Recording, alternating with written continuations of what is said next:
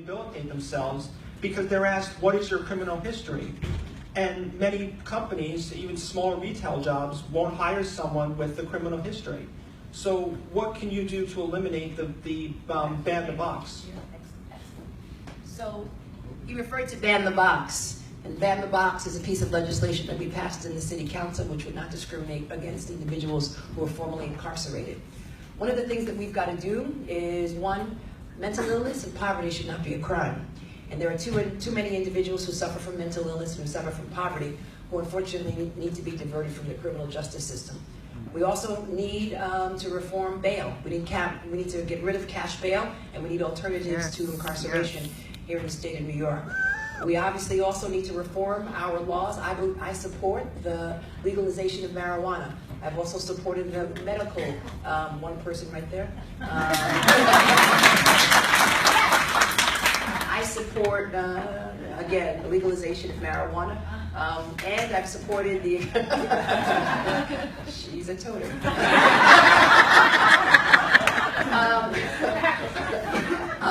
And medical marijuana obviously needs to be expanded. I was successful in lobbying the state legislature on behalf of military vets who were suffering from post-traumatic stress disorder. They were not on the list of individuals eligible to get medical marijuana.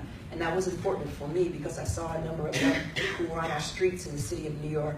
And so now they're on the list, and it's really critically important that we expand the number of dispensaries across the state, but we also legalize marijuana. We also need to focus on discovery. Discovery is a major issue. The fact that individuals, when you go to trial, it's often trial by surprise. And last but not least, I was working with my former district attorney who died, unfortunately, from cancer.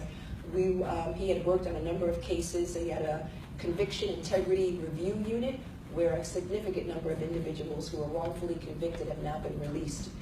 And as a result of that, you know, usually they sue the state, we pay them, taxpayers, but there's no penalty to the district attorneys who oftentimes withhold exculpatory evidence that basically would suggest that this individual was innocent, and that's wrong. And so that bill is currently before the governor of the state of New York. I do know that there are some questions with respect to its constitutionality, and we need to correct that. But I think it's important that we have a justice system that is fair and balanced, and that doesn't withhold evidence, and that doesn't incarcerate individuals who are innocent. That's really critical. I've been been an activist on the board. One, I led the pension board to divest from fossil fuels. Two, I led the pension board to divest from gun retailers because guns are really a crime of death. And three, I urged them to look into the finances of the NRA. And I'm taking on the NRA, and I'm taking on the banks that fund the NRA, because the NRA is a charitable organization, but there's nothing really charitable about it. In fact, I would argue that the NRA is a terrorist group. And I take it personally because one of the worst things about being an elected official, particularly from an urban area, is that I go to too many funerals. Greg knows this.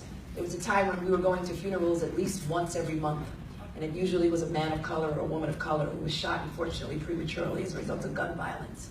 So to me, this is personal. I'm tired of holding grandmothers and grandfathers and mothers in my arms just crying over an open casket. And so for me, this is personal. We should go to church without having to worry about someone walking in with a gun. We should be able to shop in the malls without having to worry about someone carrying a gun. We should be able to go to a club and dance with the LGBT community in abandon without worrying whether or not someone is going to carry a gun. And so that's really, so the NRA, we're going to investigate it based on the Charities Bureau in the Office of Attorney General.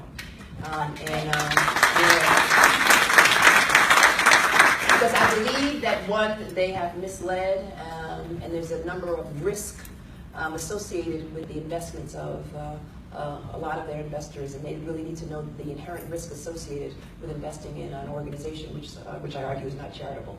Two, the second question that you asked was in regards to pharmacy. Oh, big pharma. So as you know, Barbara Underwood, who's doing a great job as the Attorney General of the state of New York, and we're going to continue to keep her in the office of Attorney General. As you know, she initiated a case most recently, just 2 days ago, against Big Pharma. And we're going to continue to investigate Big Pharma because we know the opioid crisis has had an adverse impact on the residents of Long Island. And we see the effects.